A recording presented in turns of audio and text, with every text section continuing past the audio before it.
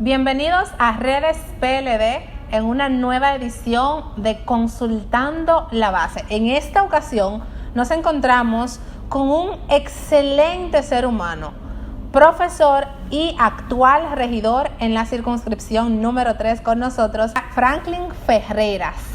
¿Cómo se siente usted? Muy bien, muchas gracias, Giselle Sosa, y a nuestro amigo, hermano, compañero Miguel Ángel Céspedes.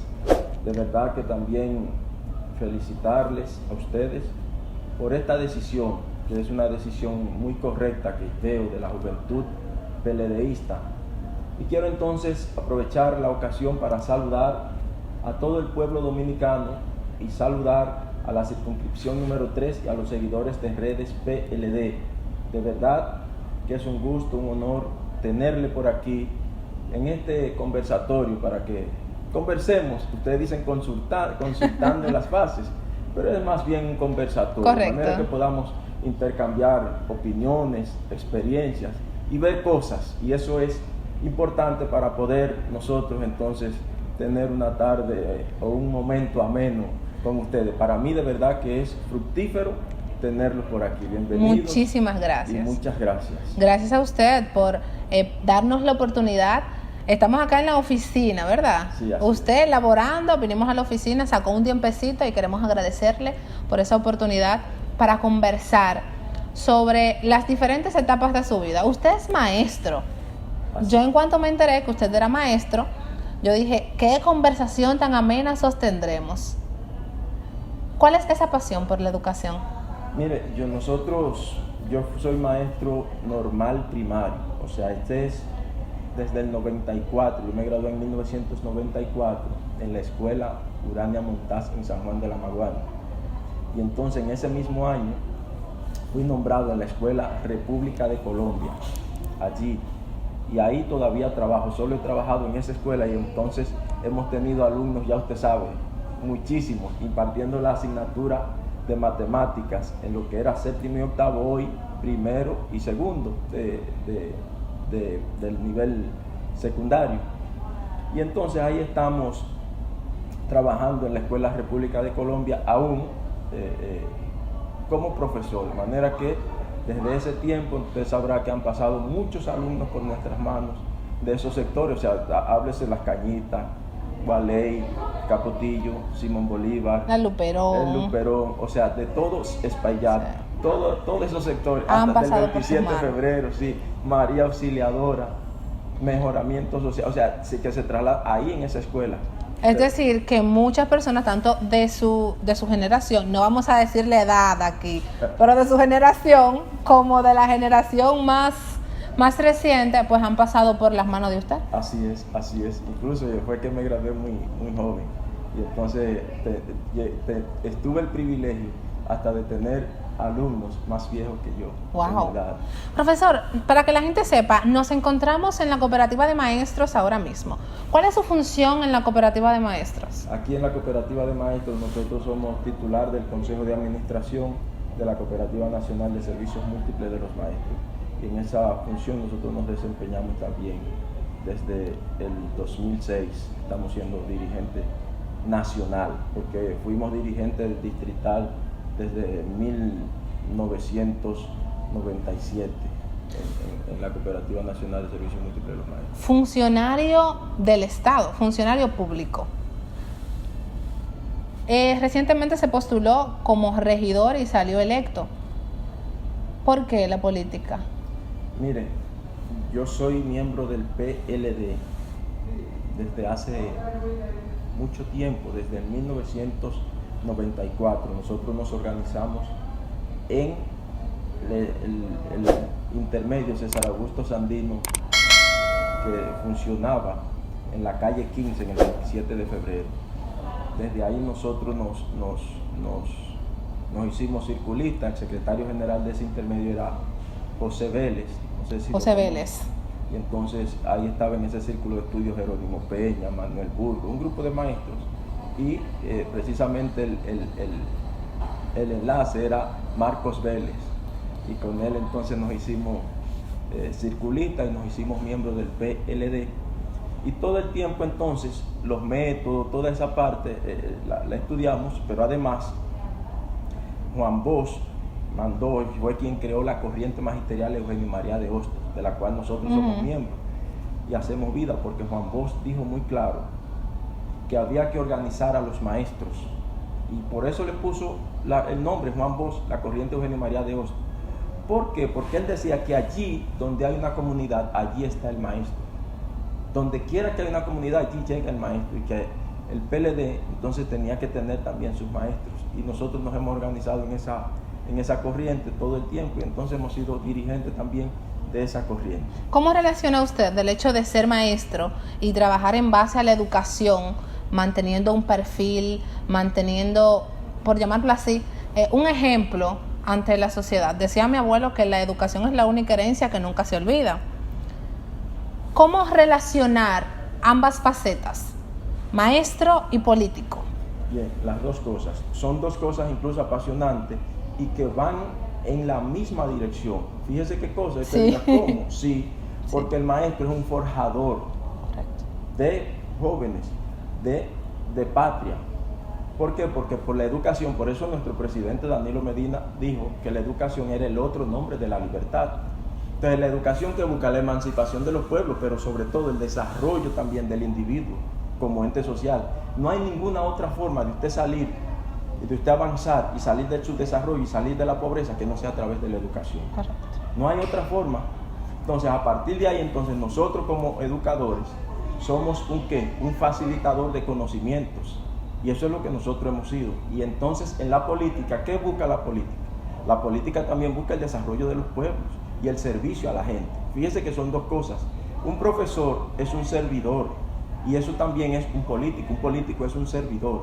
¿Por qué? Porque los puestos, y en esto voy a la política, los puestos únicamente sirven y tienen valor cuando usted los pone al servicio de la gente. Si usted tuvo un puesto, si estuvo en cualquier lugar y no lo puso al servicio de la gente, entonces de nada ha servido, porque eso es lo más importante, y eso es lo que hacemos los maestros. ¿Qué somos los maestros? Los maestros somos padres, somos madres, somos profesores, somos de todos esos alumnos. Nosotros nos ha tocado el tiempo de apoyar a los alumnos en diferentes cosas, hasta personales, en las aulas. Entonces eso hacemos. ¿Y qué hace un político? También eso. Fíjense que son dos cosas que van en la misma dirección. ¿Y por qué? Porque un político tiene que ser ético, pero un maestro también tiene que ser ético. Y usted sabe, la mejor forma de enseñar es con el ejemplo. Correcto. Y por ahí entonces los alumnos aprenden con el ejemplo. Y esas cosas nosotros hemos tratado de hacer. Y por eso yo se lo digo a mucha gente, porque a veces hay gente que se siente un poco hasta incómoda. No, que los políticos, y hablan cosas de los políticos. Y yo le digo a la gente, se puede ser político y se puede ser serio. Se puede ser. A propósito de eso y de valores, con todo el respeto que se merecen los colegas políticos, ¿verdad? Que son funcionarios, muchos con un nivel de seriedad intachable, con una carrera intachable, con todo el respeto que se merecen, preguntarle, ¿carecen de educación nuestros políticos? Bueno, fíjese, es que la educación es el elemento que yo le dije a usted fundamental para el desarrollo en un político. Hay muchos políticos muy bien formados, pero como dicen, en la viña del Señor hay de todo. Entonces, ese es un tema que los partidos políticos tienen que abordar. Correcto. Lo que es la formación, y específicamente le voy a decir algo, cuando tienen las personas nominadas a los diferentes puestos, deben formarlos, los partidos deben formarlos en los diferentes. Nosotros, por ejemplo, que somos regidores, entonces el PLD debe formar a esos candidatos ya que son regidores, y si ya llegaron a la posición sin los niveles de formación necesarios, entonces el partido también debe abocarse a ayudarlo en su formación, o los partidos políticos. ¿Para qué? Para que puedan hacer una labor real y una labor de lo que le corresponde hacer a cada uno desde sus diferentes posiciones, pero además desde sus diferentes perspectivas, porque hay diferentes posiciones. Hay un regidor, pero usted tiene que ponerle lo que le llaman el toque especial a su función. Cuando usted es regidor, usted tiene un toque especial, como un toque personal. Es como yo soy maestro, pero yo tengo mi toque personal como docente.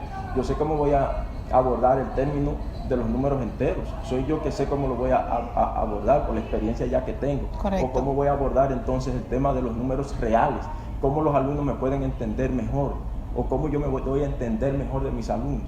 O sea, eso pasa también en la vida de los políticos, como funcionarios, como legisladores, como presidentes. O sea que también en ese sentido nosotros debemos seguir propiciando los niveles de formación en la gente, y mucho más en eso, en los políticos y los que van a ocupar puestos públicos, porque es para eso, para servir.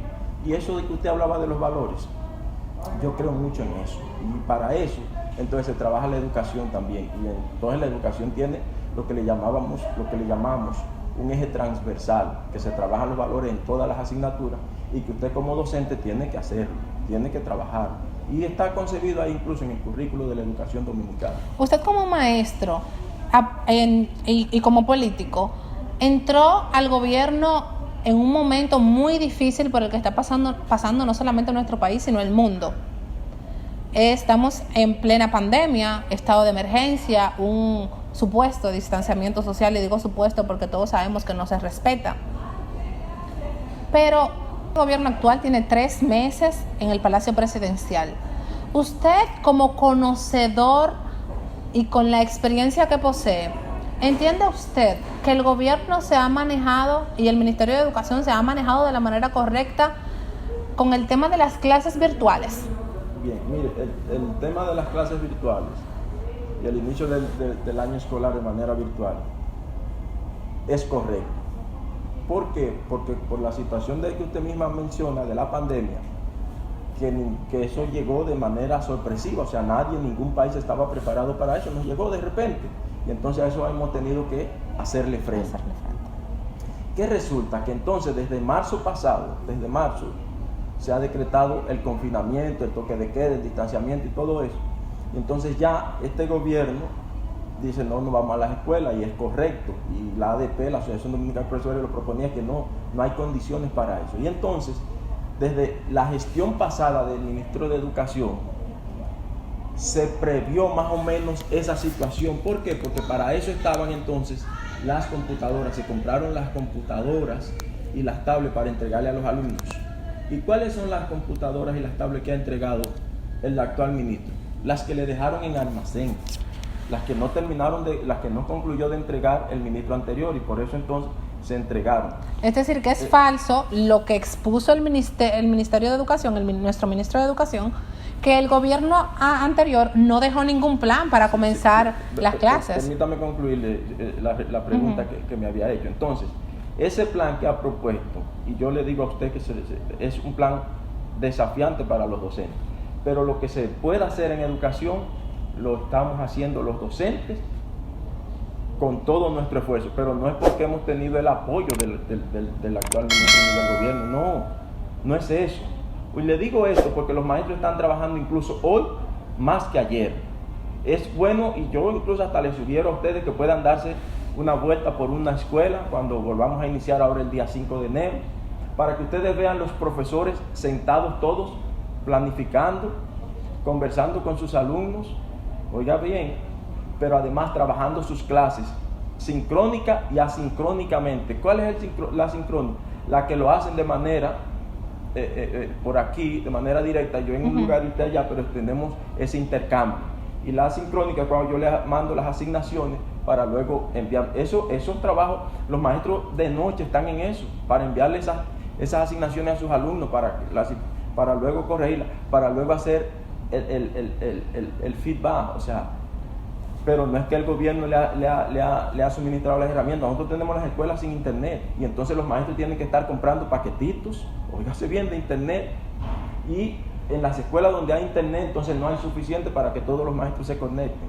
Entonces el gobierno debió haber hecho y debió ahí apoyar la clase magisterial y los docentes, pero tenemos otro problema con los padres. Nosotros tenemos incluso hasta padres que tienen 4 alumnos, y van y los directores, yo tengo 4 hijos, y cómo yo con mis 4 hijos voy a ponerlo a ver televisión y tengo un solo televisor.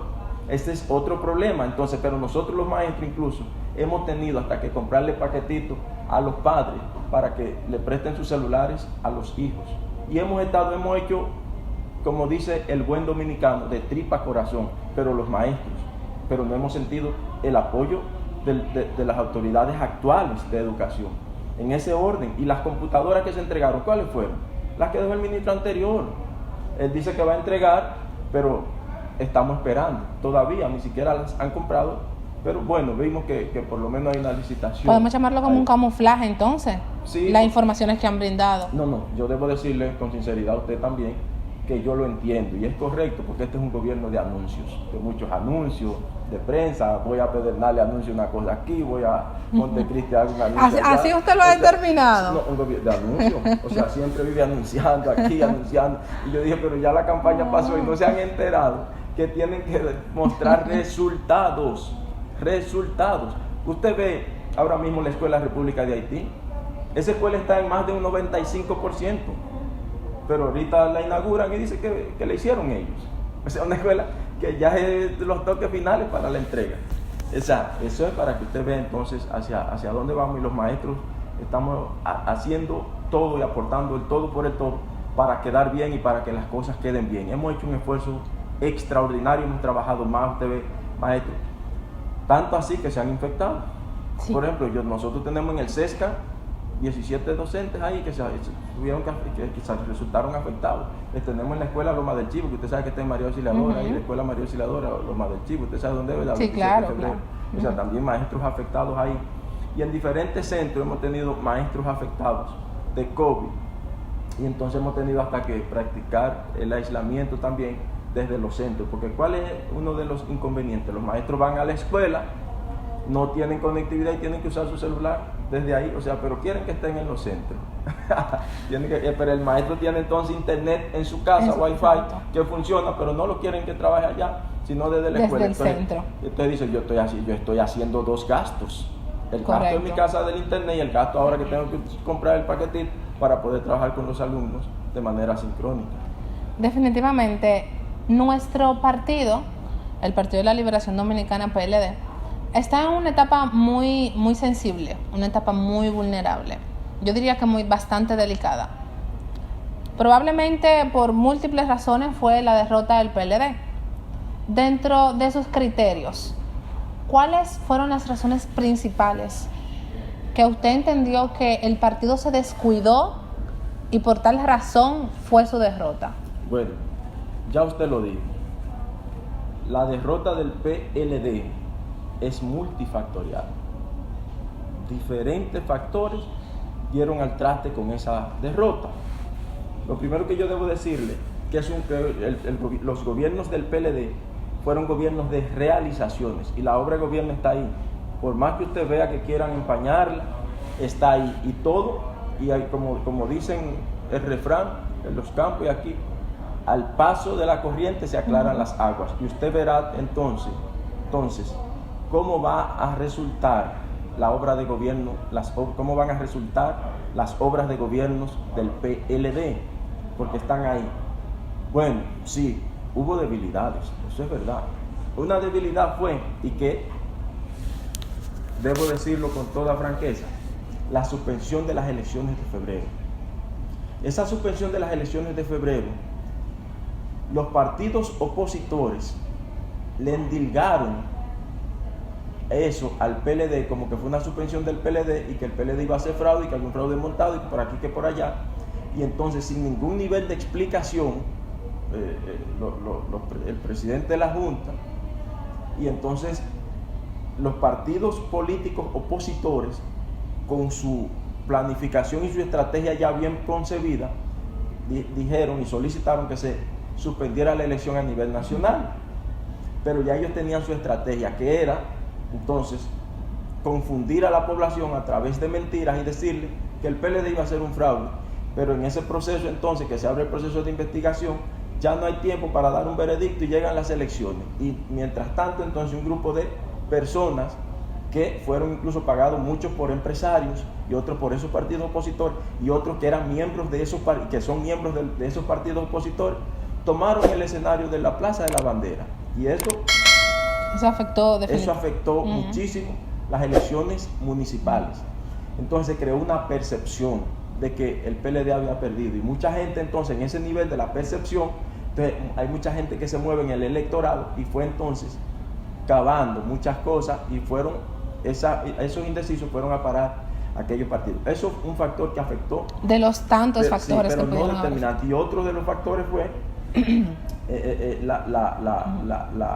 la fragmentación del PLD. porque mucha gente pudiera hablar la división del PLD, no. Y yo debo decirle, yo como profesor de matemática debo aclararlo, no hubo división, porque la división es, ¿cómo se define la división? La división en partes iguales, es repartir en partes iguales. ¿Sí? O sea, no fue una división. No, fue una fragmentación. Una fragmentación. Entonces, es una fracción, es como una fracción, una fragmentación. Entonces, una parte se fue con la fuerza del pueblo y entonces se quedaron los PLDistas, porque a muchos le vendieron con que los iban a dejar y todo eso. Correcto. Y se fueron allí.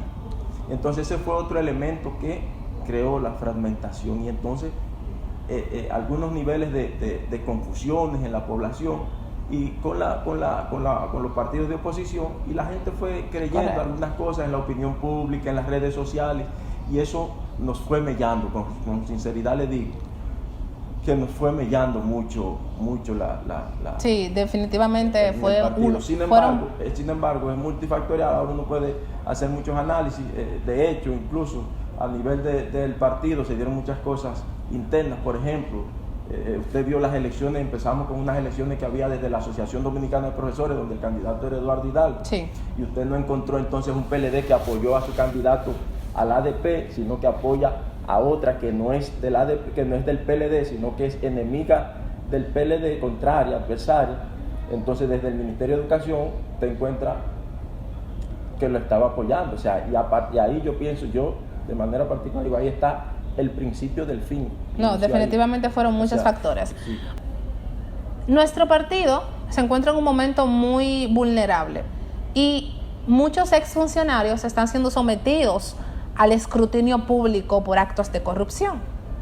¿Cuál es su opinión respecto a todo este tema que mantiene a la sociedad en auge? Bien, mire, yo debo decirle lo siguiente, con respecto a lo que usted dice del partido, que se encuentra en un momento, en una etapa, tal vez en una etapa de oportunidades ahora, porque estamos inmersos dentro del 9º Congreso, y es un congreso que dio respuesta, donde se consultaron la gente, donde participamos todos, donde votamos, donde se expresó la democracia. Sin embargo, fue por eso que le dije que fue multifactorial la derrota del PLD. Nosotros nos encontramos con muchos funcionarios que trataban a los compañeros con indiferencia y que incluso no lo recibían. Pero no tuvimos también un partido que se dedicó a canalizar las aspiraciones de sus miembros, porque estaba en el gobierno, estaba concentrado en gobernar. Y como estaba concentrado en gobernar, entonces se dedicó a gobernar y se olvidó entonces de canalizar las aspiraciones de sus miembros. Y eso también fue un elemento importante a la hora de decidir el voto.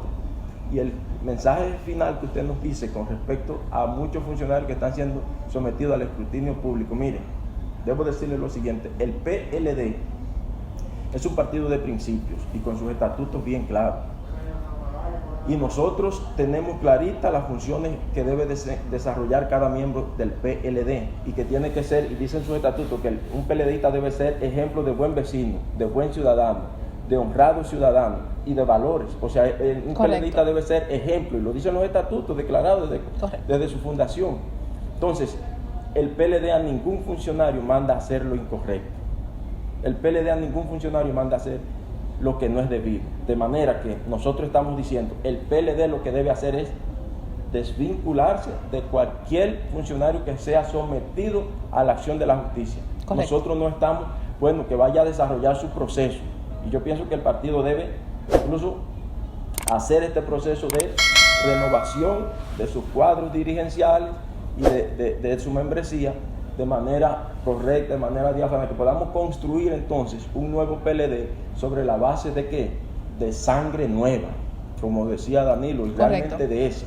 Pero esa sangre nueva ligada, ¿usted sabe con quién? Con la experiencia de lo mejor de la experiencia de esos que han estado ahí en esos puestos. O sea, cuando nosotros ligamos entonces la sangre nueva con la experiencia de esos que ya tienen tiempo en el PLD, que lo han hecho de manera correcta, nosotros vamos a dar al traste con un PLD que responda a las necesidades y las exigencias de la sociedad. Definitivamente.